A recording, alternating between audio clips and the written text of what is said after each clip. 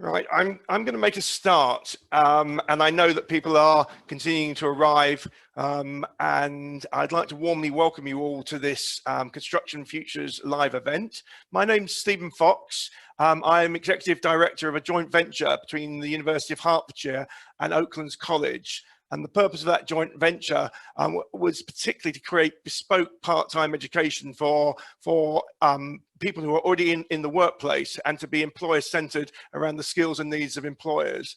And what we've been doing for the last few years is creating links across employers and across educational providers to look at holistic solutions to some of the challenges in the workplace. And we had planned an actual event at Christmas time, and sadly we're here on Zoom. But actually one of the opportunities that arises of being on Zoom is actually to reach a wider audience, and to reach people that perhaps wouldn't have reached had we actually been attending on site, so to speak.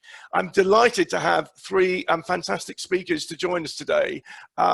Richard Davidson is a area director for London and the South East from Wilmot Dixon.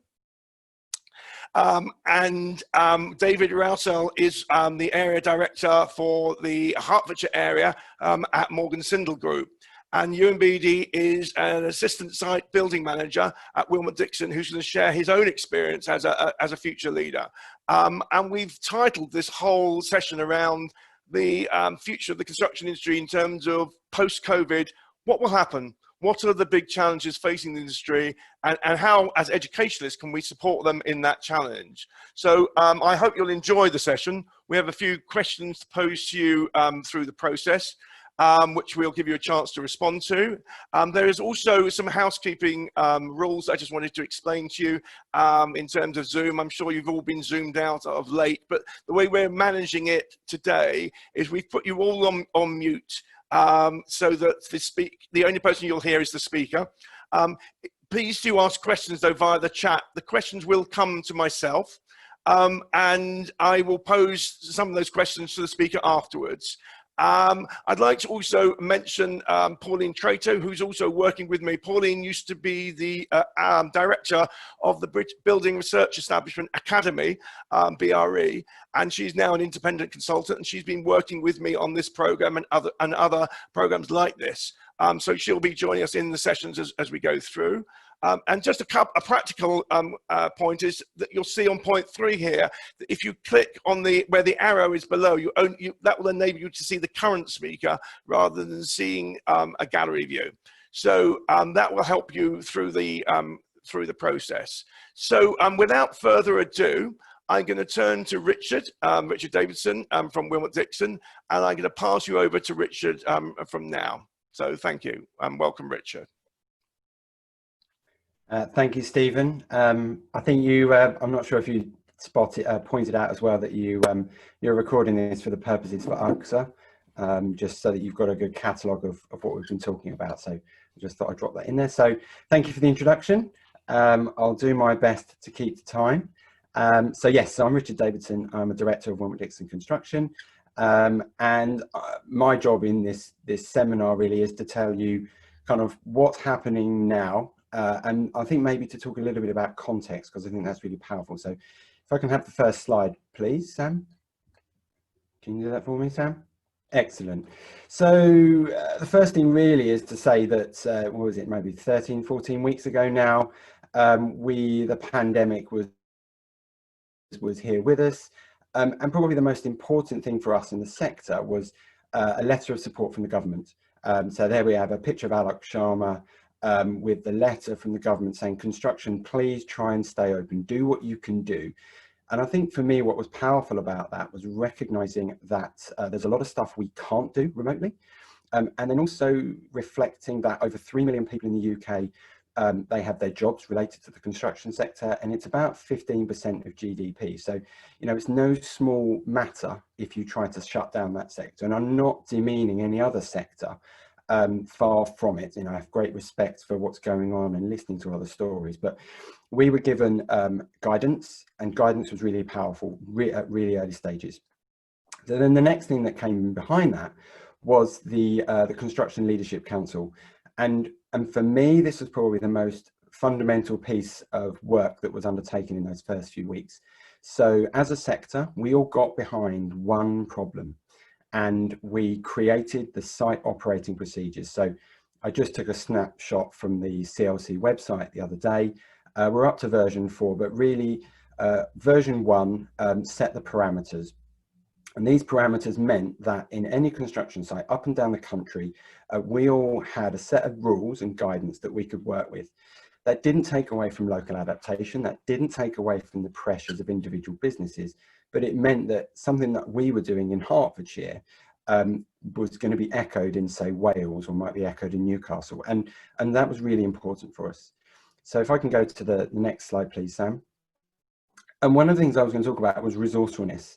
If there's one of the reasons why I joined construction and being an engineer, it was because I liked solving problems, I liked being resourceful, and I wanted to be, and I was adaptable. And just a snapshot really of images from some of our sites around the country, looking at how people took those rules and they adapted them for that local common purpose. You saw teams coming together in a way that we probably hadn't seen, and we also saw collaboration really coming to the fore now, something that we've been talking about in the sector for some time. But this singular document, the site operating procedures, I can't explain sometimes how valuable that was. That was the sector collaborating. And I think for me, that's a lesson that we must learn, is that we can all pull together in the same direction. So we've got people distancing on sites, they're briefing. We've got one-way systems. Ewan's going to talk about some of his experiences, and I don't want to step on his toes too much, but you know, really interesting in the bottom right, someone who would have been at the gate checking people in and out now is asking questions about how well they are, checking their temperatures, wearing the sorts of PPE that frankly I didn't expect to see on a construction site in my lifetime, with RPE and face shields, etc. And I kind of come back to this adaptability, is that the site operating procedures allowed us to make adjustments in real time, aligned with a health and safety culture that, you know, we all have. I've seen some great stuff that Morgan Sindall are doing, and other main contractors around the country. So maybe I'm elaborating the point too much, but we did collaborate, we were adaptable, we have been resilient, and we've done what construction does well, which is we got stuff done. So that was our sites, and we were fortunate enough to use those principles, and we were able to keep almost all of our sites open, save for a couple where the customers actually asked us to shut down whilst they understood the constraints of the construction. So if I go to my next slide, please, Sam. But construction isn't just on site, and I've called it here the great online migration. So here we are, we're all online. We're using Skype, we're using Zoom, we're using Microsoft Teams. And again, what we really saw was the best of human nature, is people starting to adapt to a new method of work. As an industry, I think we recognized the power of collaborative tools, of sharing information in real time. And I think we were struggling to kind of get the best of those tools. So being forced to work from home, being forced to work remotely, has probably accelerated a pace of change in the sector, where we're now sharing data, we're having team briefings, we are collaborating with our customers and our consultants in a different way. And I think actually decisions are being made faster because we're working closer together. And actually it's also been a great time of invention, of people starting to use new tools. And that's the same for us. And if we go to the next slide, please, Sam. I've just got a snapshot from a website of a business we're using. On the left, you can kind of see a physical meeting room. We've been using a lot of collaborative tools to really help solve some problems, get people to resolve challenges and questions in real time. We've actually managed to shift almost that entire process online. So on the right is a nice virtual meeting room where we're using an infinite whiteboard. It's a product called Spanwall, and it's allowing us to share our ideas, share our data, not just within our project teams, but with our consultants, with our customers.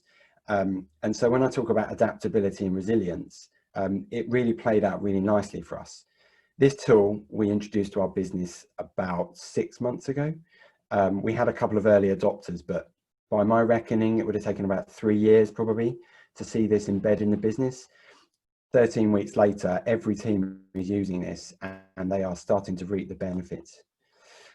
So that kind of sounds like a rosy picture. And if I go to the next slide, please, Sam. I think it's fair to say, and I've coined somebody else's phrase, we were all in one storm, but we were not all in the same boat. And I'm sure we all understand that metaphor. We all have different businesses to run. We all have different sites to run. What I was really conscious of is that we were having to make decisions on a daily basis. And I've never been in so many board meetings where we're talking about what's happened in the last 24 hours. And one of the things that has happened in the sector is and like many sectors, is the use of the government's job protection scheme. And it has its detractors, but I think what did enable great sections of the business community is to safeguard jobs and to buy time and ability to measure what's happening, understand what's happening on the ground, and then start to reintroduce business measures as you go. So for us, what that looked like at the beginning was probably productivity or output on our sites was down to about 50% of expected. As we worked through the gears, as the site operating procedures became normal, we actually then started to raise that up. And as our business is probably up at about 90% output, we're seeing that on a lot of other construction sectors, and other commentators in the sector are reporting similar. So I think we're still on a journey. We're still riding out this storm, and some of us have been able to equip our boats slightly differently. So I'll stop with the metaphor there. If I go to the next slide, please, Sam. What we have seen is obviously a drop off in GDP, and this isn't my information. It's from the ONS. We have seen a dramatic downturn. The sector was already finely balanced, and I think what we have to look forward to now is what have we done to be productive, and then how are we going to move through the gears. I'm kind of hopeful and cognizant that we probably have a V-notch recession, but let's see how that goes. So next slide, please, Sam. But one of the things about what's happened to us is the key workers. I don't see construction as being a key worker, or I don't see myself as that, but we have been supporting key workers. And I think it was a real microcosm of the sector, creating these Nightingale hospitals in the matter of days to take an exhibition hall and turn it into a field hospital. And what we really saw was resourcefulness, adaptability, collaboration, and teamwork. And those are all the reasons why construction is a great place to work, and it brought the best out of people. So last slide. So I think the impact on the future has been, we tried to make the right decisions. We had a code of practice to work with, and I think we've learned a lot that should help us to move forward in a positive manner. And my one request is that that is a clean growth agenda. So I'm done. Thank you very much. Thank you. Thank you so much, Richard. And I'm going to pause now. I really appreciate you setting out the context of the impact of COVID on the industry and your experience from Wilmot Dixon, and actually the challenges that you had to face and how you responded so quickly to those challenges, which were very serious challenges and kept the sector going. I'm going to bring in Pauline Trato as well, my colleague, who I'm going to ask her to start the question going with Richard, and I'll invite people to pose any questions on the chat as well, and I can pick out some questions. But Pauline, would you like to join us? Thank you, Richard. That presentation was superb, and you know, it highlighted how agile at Wilmot Dixon are. Pre-COVID-19, our industry was in the midst of a transformation, with projections that over the next 10 years move to a fully digitized, much more productive industry. Do you think COVID-19 has or will accelerate the transformation, or do you think perhaps it might stall it over the next couple of years? I think it will accelerate it, but as in any sector, that pace of adoption is down probably to willingness. So the tools are there. We're seeing some people really grab them and really run with it. It's quite hard to speak on for the entire construction sector. As a main contractor, obviously we do some big works. If I look around the domestic setting, I'm not quite sure how much it will change it at all. But as a business, what we're looking at, and I know with other colleagues in other construction companies, is that greater use of the digital environment. And I think we will see people understanding the value of the digital twinning. But then also the other areas that we're looking at is how we improve performance of buildings. So whether that's around energy, whether that's around comms. So those infrastructure challenges are there. So yes, I see it as a move forward and an accelerator for sure. Can I pick out a question that's come in, Richard? And it's a very practical question, asking about the whiteboard. What was the name of the whiteboard? And B, how did it really work in reality compared to being in the room together? Yeah, so it's interesting. So it's a product called Spanwall, Spanwall. And I can't quite remember how to pronounce the developer of that, but if someone drops us a line, we can show you. So how does it work? So it's basically like this, like a big Zoom call. And you can go into that wall and put your Post-it notes on it, and you can leave sketches and you can leave documents, and you can do that at any point in time. So if you're familiar with Microsoft Teams, it's a bit like Microsoft Teams, but it just goes on and on forever. We've got someone in our business who's a facilitator for that, and he kind of has been coaching our teams on how to get the best. He is a collaboration expert, and there's no two ways about that. Yeah, it's a relatively simple tool. The one challenge we've found is that when you've got an established team who know each other, it goes really well.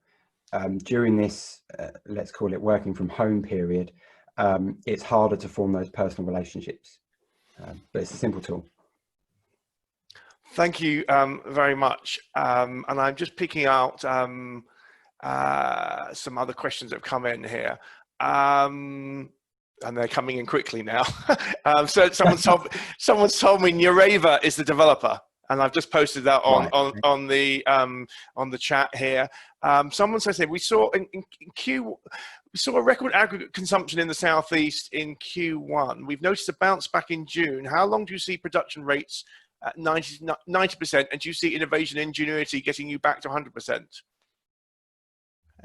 Do you follow me?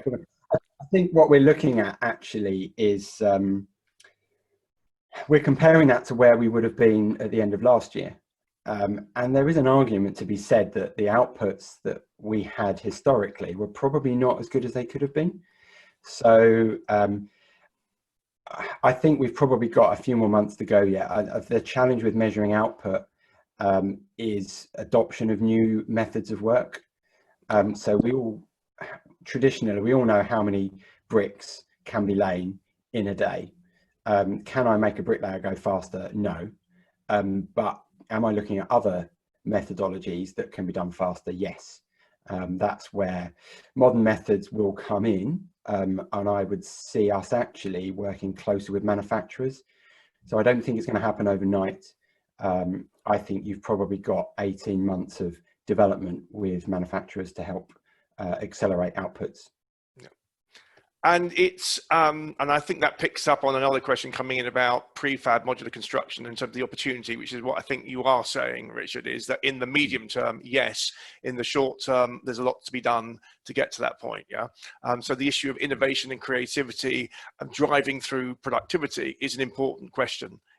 And how that happens is quite tricky. But I'm conscious you've set the scene very well, Richard, and I'm going to pass us on to David Rousel next. So thank you very much, Richard, from Wilmot Dixon. And I would also thank Wilmot Dixon. They've been just finishing off a wonderful site over at the college. I know that Ewan has been very involved with, so I'm very grateful to Wilmot Dixon on our doorstep at the local college. I'm delighted to introduce David Rousel, who is Area Director at Morgan Sindall. I think, David, you are going to take control of your slides, and I'll pass you on. David, are you with me? If you can unmute yourself. Good, thank you. I have. Hopefully you can hear me okay, Stephen? Yeah. Perfect. Okay, thank you. So good morning. Thank you for joining us today, and thank you to Stephen and Pauline for asking me to speak to you today.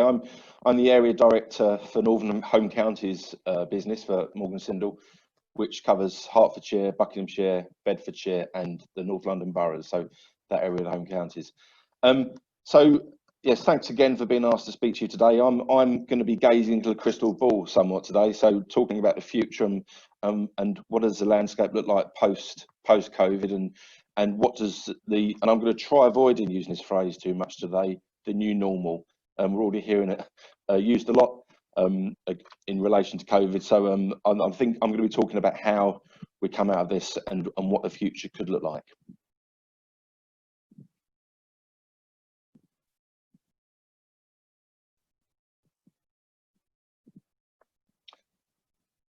So the current environment, where we are at the moment, I'd like to echo what Richard has just shared in his presentation, that we are an industry that is geared up for solving problems. It's in our DNA, I think, and we're also well positioned to manage risk, albeit this is a very different risk to any of us have ever faced before. I'd also repeat some of the comments previously made that whilst we can be collaborative as an industry and with our stakeholders and clients and consultants, sometimes I think we can operate in a safe place and maybe kid ourselves that we were more collaborative than we can be. So I think this has been a real catalyst for change and forced us to work differently and adapt. Sam, I'm struggling, sorry, to get control here. Thank you. So social distancing, the current environment where we are now. Again, it's been described earlier. We are working very much at Morgan Sindall as Wilmot Dixon's and other contractors to the SOPs version 4 and everything that encompasses. I think building on some of the points made earlier around impact in terms of operations on site and day-to-day activities, is we're also seeing that certain key activities are more affected than others. So for example, groundworks and particularly piling, it's fairly easy to maintain social distancing on our sites, whereas we move into maybe the fit out stage of the building where you've got more people working in close proximity, moving in and out of spaces, working primarily in maybe second fix and fit out, it becomes more of a challenge. So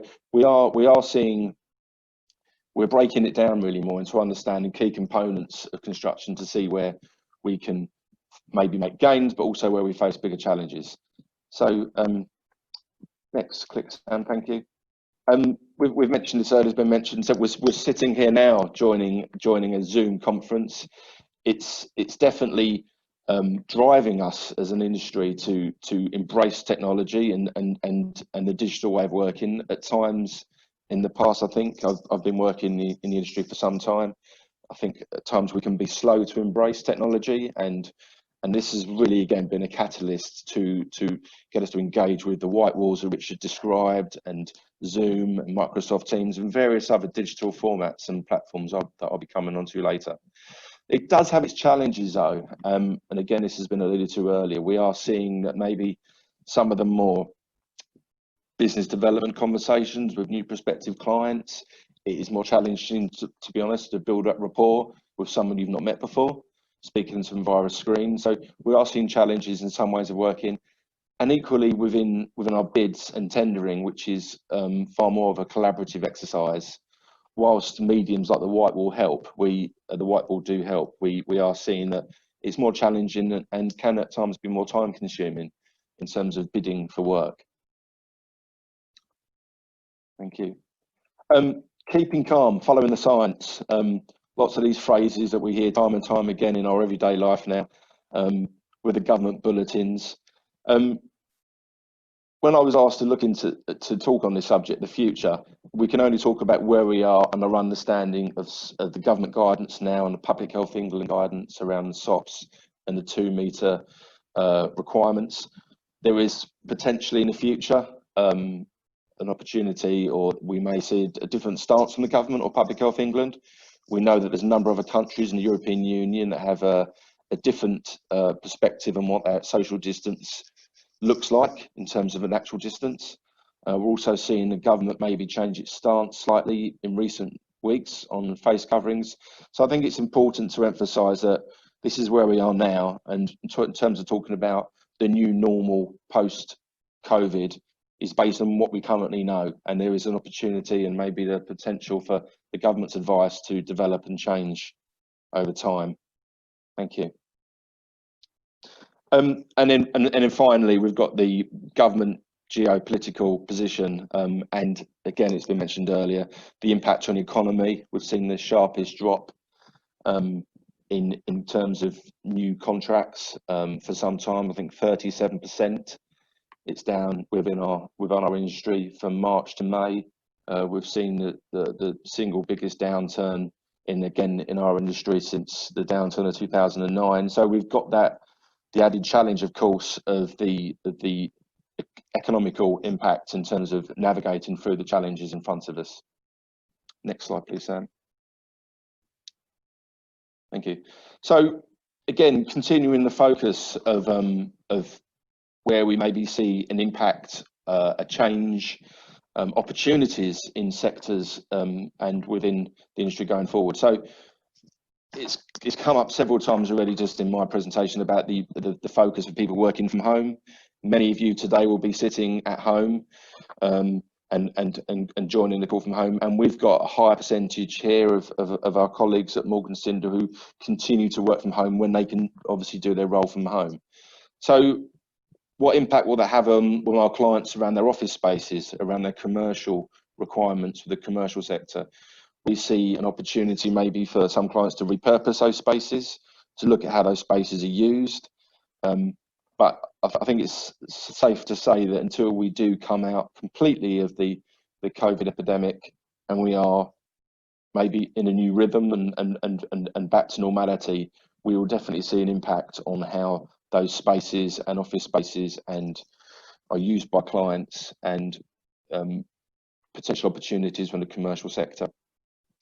Equally, with I alluded to on my last slide, the geopolitical position and the impact on the economy, we also maybe see an opportunity for greater engagement and collaborative working between main contractors. And Morgan Sindall, for one, we join a lot of public-private joint ventures and PPJVs with local authorities and local clients, and equally, probably similar to Woolworth Dixon's and a lot of other contractors, we see that as an opportunity to work more closely with local authorities and public sector clients to help create efficiencies, and obviously the financial support that gives as well as continuing to give the clients and the public sector clients that control. So we maybe see an opportunity for greater attention from public sector clients in those areas.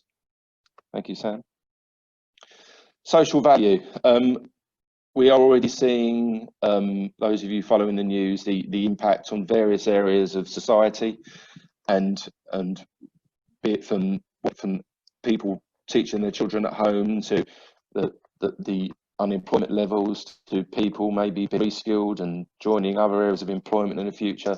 So I think the emphasis on companies such as Morgan Sindall and the industry to continue to engage and support with local communities is essential to ensuring our communities weather the economic storm that we're in and we will be facing going forward.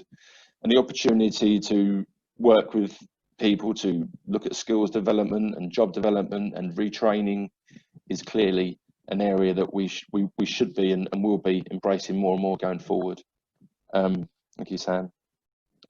And as you know, very, very pertinent to this call today, making sure we continue to work with organisations and places of learning such as UCSA and local schools and colleges and UTCs to continue to show and showpiece what a fantastic industry construction continues to be, and hopefully today will some of the insights we're sharing, Richard and myself and you, and why the industry continues to be such an exciting place, and more now than ever, a place that's going to continue to evolve, a place of an industry that's going to continue to evolve as we come through the challenges we face.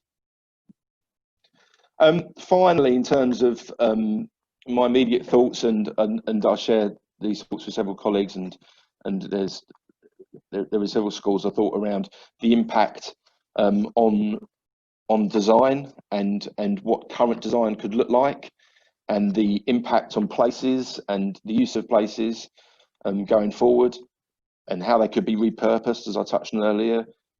We immediately are seeing a focus on removing touch points. So could we in future design see removal of automation, touch point of involving any kind of reduction of touching with our hands and fingers will be of note. So looking at how places are designed, the IT, the infrastructure, technology side of things as well will be a factor. And depending on how long we continue this in the COVID environment, looking at the size of the open plan places, of course, it's far easier to manage social distancing, albeit as it's challenging in larger spaces. So we do envisage initially an impact on design of spaces, and maybe looking at automation around access control particularly. So next slide, please, Sam. So digital focus, I'm repeating myself a bit, it's come up time and time again in this industry, in this presentation, sorry. We are very much in the digital environment now and entering into what could be a real catalyst for our industry. I mentioned it earlier, we can be at times slow to embrace technology and change. And as Richard alluded to earlier, this has forced us really to embrace digital work in a way we haven't worked before. It's been really interesting from my perspective, leading a business unit, to see at least two of my projects that sit within my business unit that we secured. We landed the projects as two-stage design and build tenders, two of them right at the start of the COVID period. And it's been really interesting watching the way the teams running those second stage tenders have actually taken the clients and the design team through the chem period, design team meetings, all the way through to one project we've actually submitted for planning now, having never actually sat in the same room as the client and the architect. Now, to think about doing that once upon a time would have been alien to us as an industry. We very much see ourselves as forming those relationships in a very personal way, but it's proven to us that through engaging with these digital platforms, through working effectively through Microsoft Teams and various other mediums, we're able to navigate through the challenges we've faced and actually embrace the digital environment far more. Thank you. And I think it's also leading to clients also embracing digital working and seeing the advantages. BIM 4D in terms of program, 5D in cost data, far more conversations now with clients who want to continue to embrace and engage with these mediums. We're seeing BIM 360 take up increasingly happen now. I know Wilmot Dixon's have taken a similar approach, as have we. We're now carrying out virtual tours with GoPros and wearable cameras. We are now carrying out constructors visits around our projects and PQSs, project client surveyors, doing virtual site tours with GoPros and wearable cameras. We're seeing use of wearable tech such as I2 Safe being used in terms of reinforcing digitally the 2-meter rule. We're seeing the opportunities that AR and VR, such as this image here, provides. And all these are mediums that we can also share, obviously, through digital platforms and online. Just next click, please, Sam. Thank you. And there's an example there of one of our projects, the Barbara Hepworth Building, University of Huddersfield, where again we are using augmented reality and virtual reality to further aid the remote working and the digital approach to opportunities that COVID provides. And last click, please, Sam.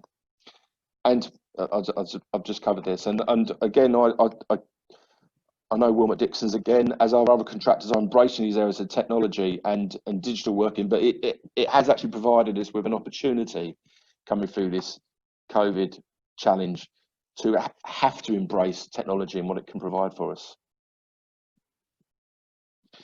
So this was actually touched on, I think, in a question from the previous presentation and afterwards. We already very much focused as an industry on the opportunities off-site provides. Again, I think at times we've been too slow to fully embrace what off-site can do. This actually is a photograph I took myself to one of our off-site providers, to a factory in Hull 6 months ago. And just in this picture, it demonstrates in the factory environment how far more easily the social distancing can be managed, and how the risk of having multiple trades working in close proximity can be mitigated. So we were as an industry continually embracing modern methods of construction, which I think is a slightly ironic term because it's been around for decades, but the off-site approach and the benefits it gives to reduced labour on site. Next clip, please. And that, of course, includes fully modular in terms of modular approach, SIPs and CLC, and various other off-site approaches to construction. Again, it's going to provide benefits for us on site in terms of reducing programme and the added benefits of supporting the challenges of close proximity working coming out of and being in the COVID environment. And it's important to say, of course, that we continue to face a skilled labour shortage in the industry. We continue to face a shortage of young people choosing to leave school and higher education to join our industry, and that's compounded by the challenges of COVID. So I do see a continual focus and energy into off-site and modern methods of construction. Thank you. And that's just a final shot there of one of my projects in Buckinghamshire, which is a SIPS delivered school. Again, it's you can clearly see how social distancing can be, albeit it's not straightforward, far more easy to manage with off-site and pre-manufactured components. Thank you. Can we move on? So in summary, really, gazing into my crystal ball, as I referenced at the start, and it's easy to focus on the challenges and the difficulties we faced in the COVID times, and I would completely endorse Richard's comments earlier in section that, you know, going back 8, 9, 10, 11 weeks ago, we were very much at the peak of COVID and facing day-to-day challenges to keep our sites operating safely and protecting our people, and of course still continuing to deliver for our clients.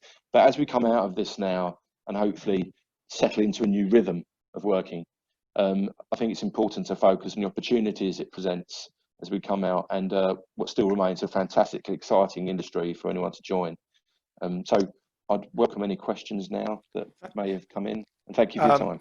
Thank you very much. It's fascinating, and I think it links very well with Richard's presentation. And there are a host of questions that have come in since you've been talking. I'm going to bring in Pauline in a moment. I just also want to pay tribute to both yourselves at Morgan Sindall and Wilmot-Dixon, who've got such a strong footprint in Hertfordshire and have made such a contribution to the local community and to local education, colleges, schools, and university here. So I want to thank both of you for that, and also part of me thinks that construction is one of the unsung heroes of the COVID crisis, where the way in which you've had to respond to these challenges and look after your staff, your employees and your clients, and come up with creative responses to the challenges. And it begged a question for me, which I don't expect you to respond to, David, is actually, do we even want to return to the normal of before?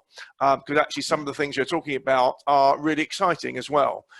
So I didn't want to lose sight of that. But before I pick out some questions from the chat, let me just bring in Pauline again. Pauline, do you want to join us? Yes, I think, David, you covered everything in terms of the economy down to people. COVID-19 certainly going across all of those. Pre-COVID-19, sustainability was a huge driver for our sector. Do you see it post the pandemic an even more driver? As some would say that we've all been able to use some downtime to re-engage and help the earth breathe. Do you see it becoming a much more key driver throughout our sector?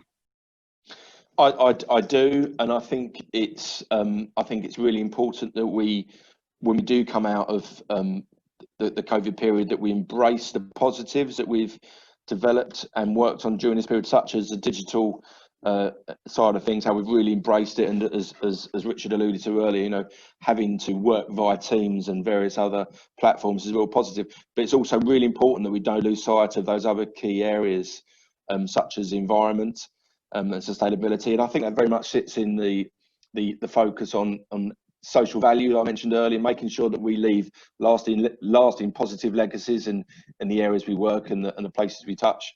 And we've seen, all of us, the focus of less driving, less cars on the road, and how there's been clearly an improvement in our environment around the world. And there's lots and lots of examples of that. And it's really important that we continue to make great leaps in our industry in terms of the materials we use, the approaches we take, and continuing to advance. We're still far from where we want to be in that area. I think it's important that we keep that energy and focus in terms of sustainability and environment.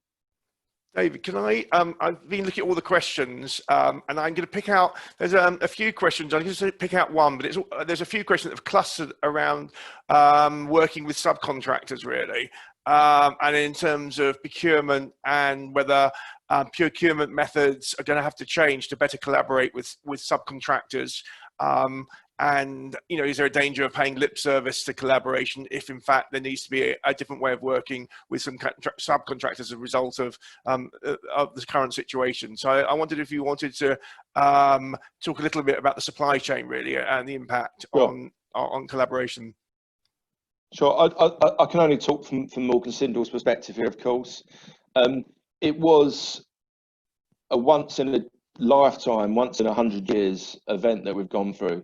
And personally, and as a business, we took the approach of working with our supply chain to demonstrate some why we felt that as long as we can maintain safe places to work and we could stay within the government guidance, why on certain activities and certain projects works could continue. But we took very much a collaborative approach to work with our supply chain so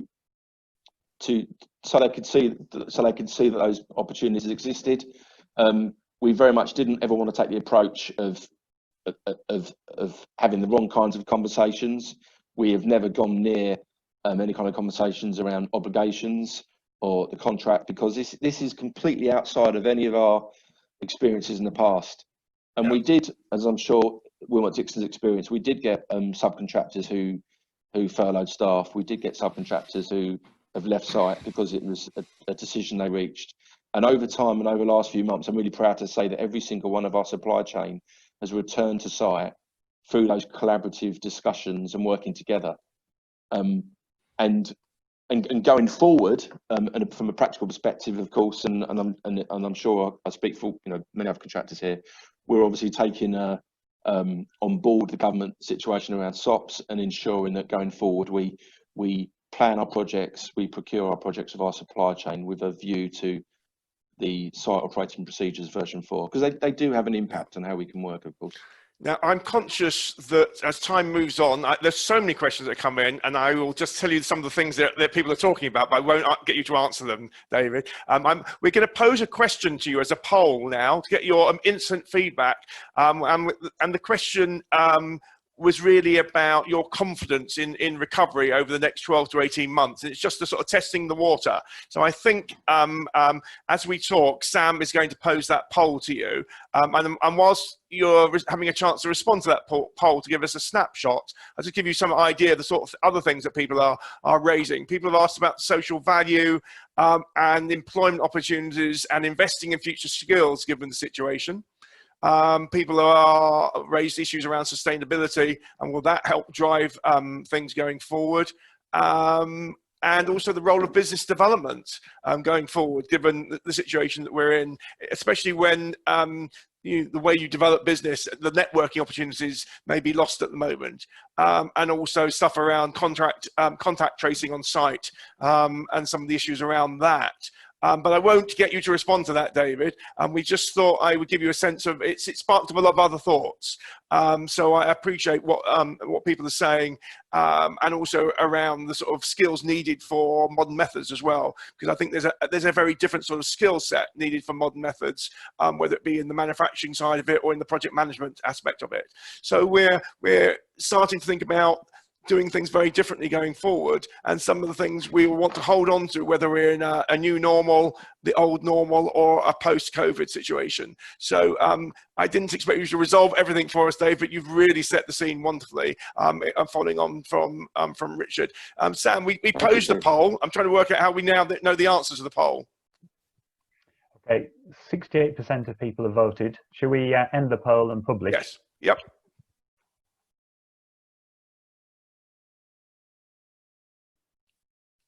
Okay, so that is interesting. Of the people around this table, and there's some significant people around this virtual table, there's a higher level of confidence in terms of recovery than perhaps I first thought we would get in relation to that. I thought there'd be much greater uncertainty, but that is, if you take the very confident and the confident, that is nearly 3/4, or over 3/4, if I get my maths right. That is 84%. So that's heartening to hear. So thank you for sharing that, Sam. I'm going to move on now, if that's all right, Sam. Are you able to take that away for me? I say, perhaps I can do it. Yeah, that's gone. Yep. Okay, that's gone. I'm delighted to introduce Ewan. Ewan is, who I would say is a student. He was a student with us doing the construction management degree, and he's just completed his degree. He works at Wilmot Dixon as assistant building manager and has been very involved in development at our local college. And I wanted to invite Ewan because I thought he could give a future leader's perspective on some of the risks and opportunities posed by COVID. So welcome, Ewan, and delightful to hear from you. Hi, thank you, Stephen. Morning, everybody. So yeah, my name's Ewan. I work for Wilmot Dixon as an assistant build manager, and I'm actually working on the Oaklands Homestead development at Oaklands College. So really, I just want to talk about my experiences of what's happened over the last 12 or 13 weeks in the new world of coronavirus. So I really want to start at the beginning and sort of highlight when the government and it sort of the coronavirus started to develop into this country, it became a very uncertain time, very unsettling, especially for us on site as site managers. We are the public face. We deal with the supply chain on a daily basis, and yeah, at times it was very difficult. It seemed to feel like the standard operating procedures changed daily. So it felt like the goalposts were moving on a daily basis, which, you know, for a few spanners in the works at times.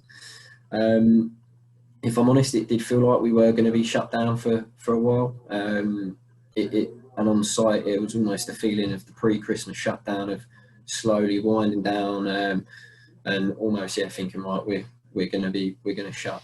And that meant obviously we had to be prepared, had to be ready for any eventuality. So we were drawing up plans as to site inspection checklists, who was going to check the sites on a weekly basis as well. So something that was very different, and something that certainly probably me and everyone else as site managers have not come up against. I also had a few sort of personal dilemmas going on at the same time. I myself suffer from asthma, so there was at the very early stages of coronavirus, it was a case of people with asthma might need to sort of shield and stay away from the working environment. So for me, it was it was a hard decision that ideally I wanted to stay on site and keep working, which I have. And also during this challenging time of the coronavirus, I was actually trying to manage doing a dissertation as well, which always added a few stressful afternoons and evenings, shall we say. At the very beginning as well, like sort of David touched on, that we did lose a lot of output. We did lose quite a few of our supply chain partners from site, purely through themselves thinking, no, we need to stop, we don't want to be working, and yeah, that added quite a few challenges to us. And to be honest, during the initial stages, if I'm honest, it was, I like to use the swan analogy, that on the outside I had to look calm and graceful, trying to maintain a calm and level head. But if I'm honest, then probably a lot of site managers that are listening or are probably the same, that yeah, under the surface we're probably pedaling and flapping like mad. But I do believe that in any crisis comes opportunity, whether that's to learn, develop new skills, or change working patterns. So really want to move on to the sort of the during stage of how I would class the coronavirus.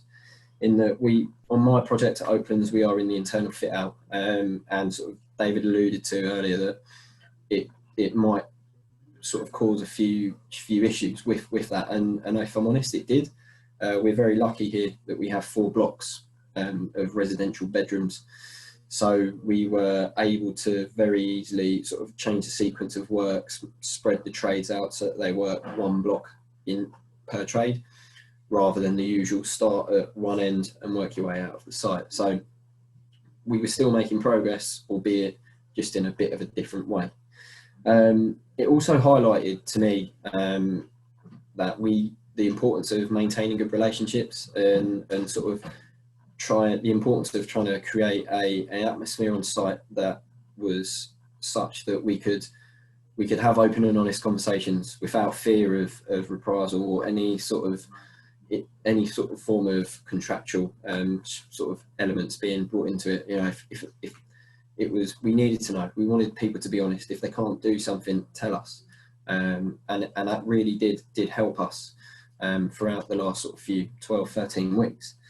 And it also meant that we had to sort of work together. And what I found, and the first time in the 6 years that I've been in sort of construction management, is that we always sort of talk about collaboration and making sure that people, as site managers, at times we can become the middlemen between 2 issues. And what I found on this job that's absolutely brilliant is that we found that supervisors are solving problems before I even know about them, and they're talking amongst each other, and they're working together to share the common goal of completing the job. And what we've also found is that works are getting completed fully, 100%. No one's going back to rooms to refinish anything off. They're finishing it first time to a good quality, which is again the end game aim of any construction project. But it has, to be honest, it has been a challenge. And you know, I think as we move into the new world after coronavirus, that looking towards the future, I think that yeah, we should really. It's highlighted to me that the industry can adapt, and we are very adaptable, and we can change plans, and we can change ways of building projects at the tip of a hat. You know, it's the Nightingale hospitals. If we can build however many bed hospital in the Excel arena in a matter of days, surely that stands the industry in good stead for faster paced fit outs, and just shows that we have got the resilience and the sort of skill set to be able to mobilise and do such a thing in such a short space of time. I think as well that we mustn't slip into our old habits. I think we should really move on and maintain progress in terms of the collaboration, the way that we try to foster new relationships, keep people on board, and really give people, in how I would call it, the carrot rather than the stick. It's incredibly important that we do not slip back into sort of old ways of we've done it this way for 30 years.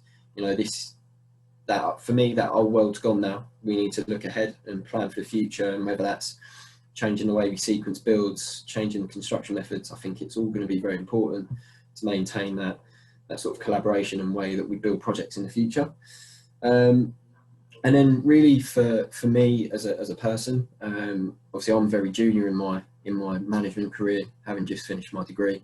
But I think what's helped me a lot along this path is that just before coronavirus started, I did a part of my university at UCSA course was a leadership course, and it couldn't have happened at a better time, because for me, a lot of the tools and skills that I was taught on that course, I've had to use as part of tailoring my approach to different different people and sort of adapting my leadership style to get the best out of people in what's been the most uncertain time for a generation.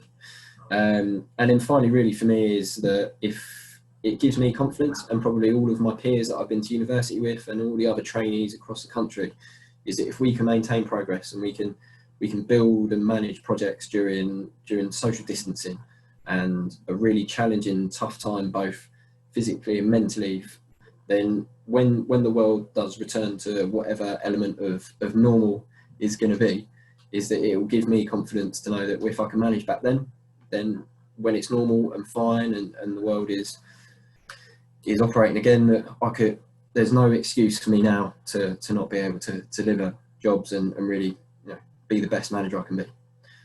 So really that is, in conclusion for me, pass you over back to Stephen for any questions. Thank you, Ewan. And I think you are a shining example of the best in construction.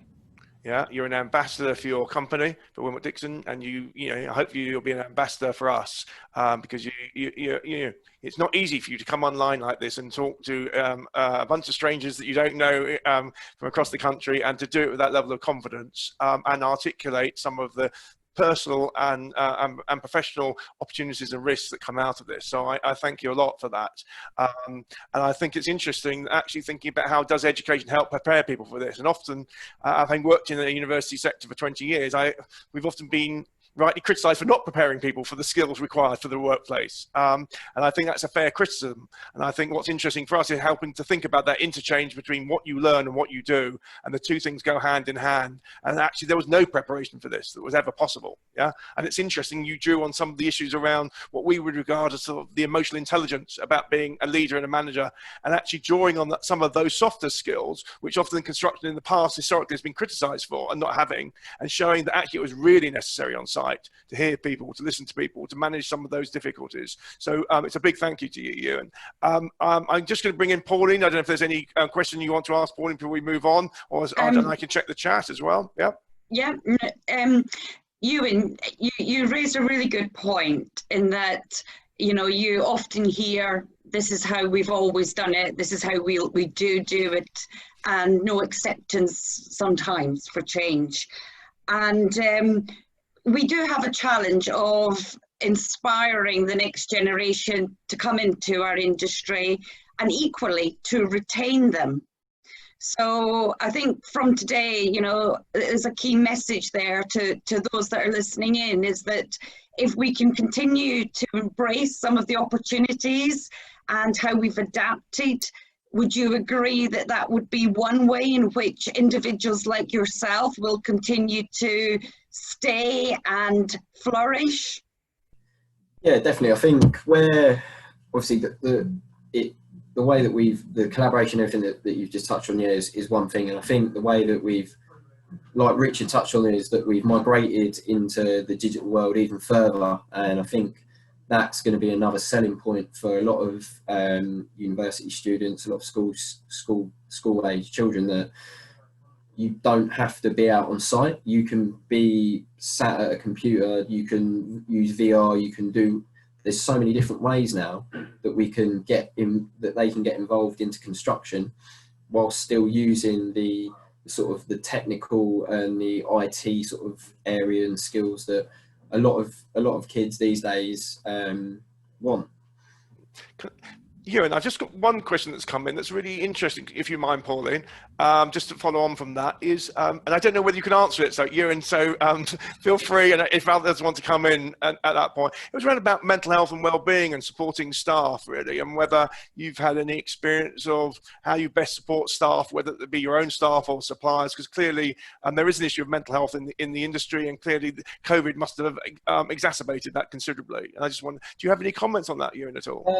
Yeah, I do. I mean, for us, I know obviously there is a stigma around mental health, and I'll be the first to say that sometimes, you know, a lot of people don't want to talk about it. And for me, on site, not trying to say anything here, but there's a bravado on a building site of big, strong, burly men that build things, and we don't want to talk about our feelings. And for me, all I try to do on any job that I work on is that my door's always open. I'm always there to speak to. If anyone wants to speak to me, then I'm always here to help. I'm by no means a mental health first aider or anything like that, but my door is always going to be open for anyone that needs to talk and get anything off their chest.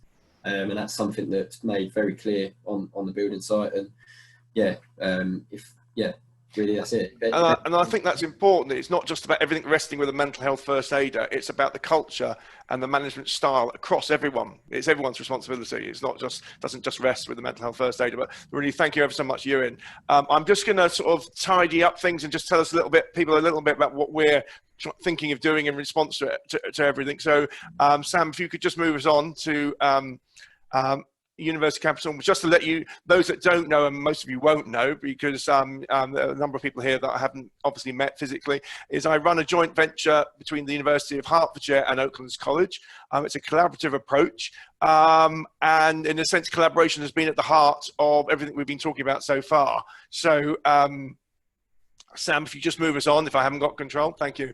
Just to let you know, when I say collaboration, I see UCSA as trying to build bridges, literally build bridges between companies and experts and educational providers. So we work very closely with people like CIOB, CITB, BRE, as well as educational providers and training providers like Together Training, as well as a range of employers. We've tried to involve from the outset. I've always been very critical of education that tries to just sell education and doesn't spend more of its time listening to what employers actually need and actually working with employers. So we've tried to build into our whole approach a collaborative approach from the outset. So that's a very important aspect. Sam, if you just move us on. I just wanted to, I'm trying to move the slides, the pictures across, which I'm struggling with, apologies. I was looking at the Construction Leadership Council, looking at the road to recovery.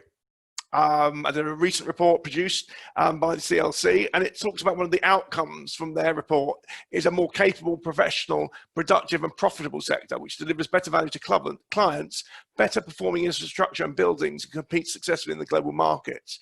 And so for me, that whole road to recovery and the skill set to help support that is where I think education can help enable construction companies to be successful in that road. And I just want to share with you a little bit what we're planning to do going forward in the next slide. We are developing an accelerated construction site management degree apprenticeship. Our launch date is for January 21. We are having a validation in November. We've had to put it back from June because of COVID, but we actually think that works better because I don't think anyone was prepared for a September start in terms of some of the issues that companies are currently facing. So we're now launching this in 2021 in January. We have a very employer engaged professional team of staff who come from a range of roles and responsibilities and have consultancies elsewhere. So we've tried to create a very unique and different team, a team that's actually engaged with industry and working alongside industry as well as teaching. And we have a range of routes into that program for people with experience and without qualifications, and for people with qualifications and who've actually been on a pathway in terms of their education. It's a CIOB accredited program, and it's got a route to chartership upon completion of the degree. And I'm delighted to say that a version of this degree has been running for the last 5 years, and we're just having people coming off that degree and gaining chartership at the same time, which is fairly unique for educational providers. This program, which is subject to validation, is funded, we funded through the apprenticeship levy, and it lasts 32 months. And that's just a quick snapshot of what's in it, Sam. Just to let you know, some of the key changes are we're bringing in a whole module on modern methods of construction. For us, the off-site agenda is really significant in terms of what we want to provide to people. We also offer a module which will be changing in the light of shifts, but on BIM, which is delivered in collaboration with BRE. We built that into the program at the outset, and it's an evolving module because obviously BIM is changing as we move forward. And then there are other aspects of this program in terms of sustainability, in terms of project management and technology and innovation that are fundamental to what we think are the ingredients to successful site managers. as well as the whole leadership piece, where I think Ewan spoke and articulated the importance of leadership and management in the whole process of site management. We also build into this program a whole professional portfolio to enable people to be ready for assessment at the very end of this program. So what we've tried to do is take the best of what we've offered in the past and look at the new standards, but also look at the new needs of employers to create something that we think will be more fit for the future in terms of the skills required. So it was just to give you a little bit of a snapshot. I'm going to bring in, I think there's some questions. I'm noticing questions coming in as I talk. So I think if I take you to the next slide, Sam, then I'll pick up on the questions. So just to summarize, what we're offering going forward in January 21 is a University of Hertfordshire degree that will be supported through the apprenticeship framework, yet to be validated, but we fully anticipate it will be validated. It is currently CRB accredited, and that CRB accreditation will be rolled over through into the new program. And we have a really enthusiastic industry-connected group of staff. And one of our I suppose, our strap lines is about being a person, not a number. We really think on a course which we deliver for a group of people between 10 and 20, the idea is that students learn together in a collegiate way, both with themselves and with staff. So that idea of not just being on a large course where they're not really known, it's really important for us to know our students and to value what our students bring. And obviously within the whole package, what we're trying to ensure is that there is a pathway to chartered status, and that actually what we're trying to really embed is the future Ewans of this world, future leaders who can play their part in the industry. And for us, that's what it is all about. There are a few questions I can ask myself, right?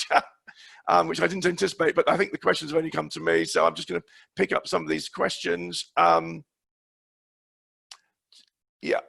There's a question from Davina around the suitability of training courses for construction firms to support the CRC objective around professionalism and different styles in talking about cultural change within the organization. I actually think this is something that's been really pivotal to our course. Our students really got into the whole idea of moving away from a JDI approach to management to a much more collaborative change into in the way they work. So we've tried to embed that, and not just in terms of our management modules, but into things like project management, in terms of BIM, in terms of our team. They do a whole project on teamwork. So actually we've tried to build up the whole collaboration piece, because it does reflect what I think Richard and David are saying about the importance of collaboration, both with staff and with suppliers. And then there's a question for more information, which I'll send out to everyone. I think there's another follow-up about collaboration being across the piece in an organization, not just on site, but a senior level as well. And maybe we should be looking at short courses as well. So I was getting lots of various questions. Pauline, I'll bring you in. You might want to ask me a question rather than me asking myself a question. Pauline, would you like to ask anything before I close? Just, I think it's critical to highlight that people can do these qualifications with you when they're working. And yeah. What's the fee for the courses again, Stephen? Well, because it's covered by the levy, there's a band for it, yes? Yes. And it's whatever that band says it is. I think it's 18,000 is the band for the construction level 6 site management degree apprenticeship, off the top of my head. I'm fairly sure that is the case, yeah? So we're working within that band. And Pauline knows this, and I'm going to be honest with all of you. I'm not naturally a salesperson. I've often directed people to other providers sometimes when I think it's more appropriate.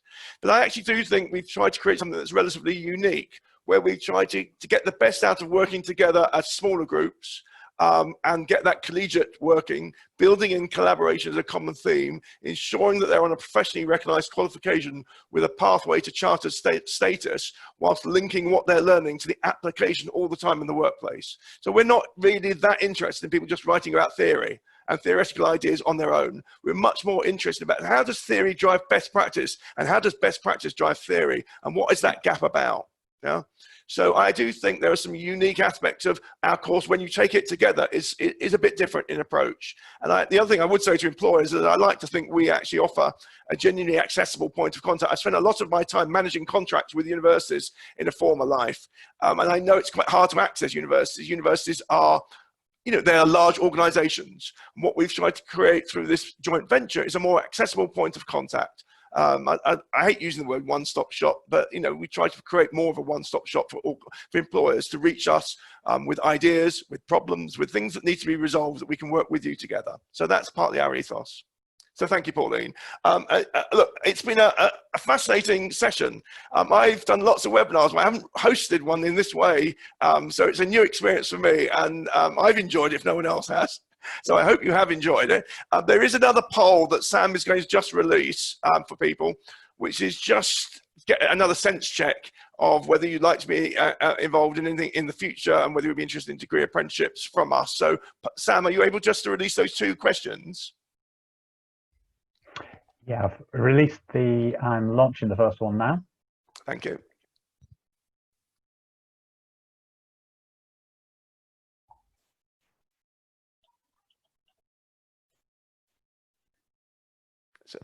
So it's useful just to get a sense check of what people Absolutely. think. Okay, so we've got 30% have voted so far. Okay, that's very helpful. So it's changing as we talk. Are people seeing the outcome yet or not? No, once Okay. I am polling, they'll see the outcome. Of course, that would affect the results, wouldn't it? It wouldn't be so authentic. Okay, you could share that now, Sam, I think. Okay, 51%. I'll end the polling and sharing the results now. So half of you have voted, and of that half, probably 2/3 are expressing an interest, and some more than others, possibly some not, and some definitely not. And some of that may depend on where you're based, what you do. Some of you are from educational providers, etc. So I understand that, but no, that's very helpful. And I realise that the view will be mixed, and I think also people will be in situations at the moment where they don't know whether they'll have those roles. Yeah. What I would like to say about degree apprenticeships, which is often not understood, is apprenticeships are often thought of as bringing in someone new who is 16 to 18, and that is our traditional view of apprenticeships. But apprenticeships are often used for developing existing staff. So people like Ewan were employed, I think you go back quite a while at Wilmot Dixon, 6 years.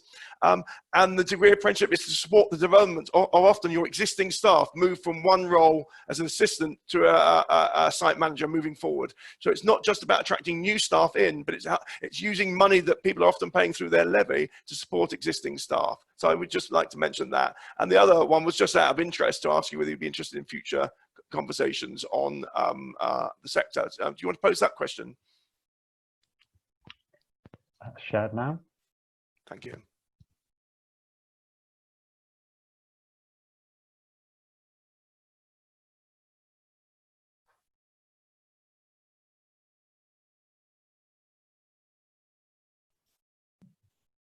Okay.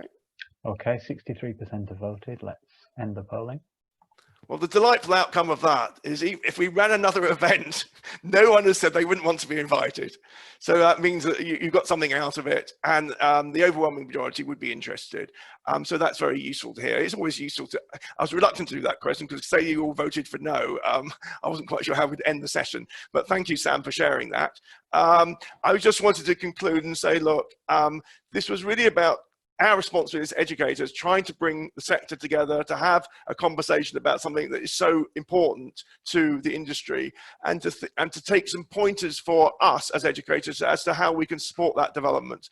I hope our investment in developing a new modern methods program, working with organisations like the Ministry of the Built Environment, BRE and others. BRE are involved in a major project on modern methods, how we can actually bring together expertise to support the industry. We're very keen to continue refresh what we do, whether it be around management or whether it be around project management and BIM and so forth. So we're constantly looking at ways to ensure that what we do is highly relevant for the industry. But most importantly, it's about building bridges and bringing and recognizing that we are stronger together, to use the old cliche.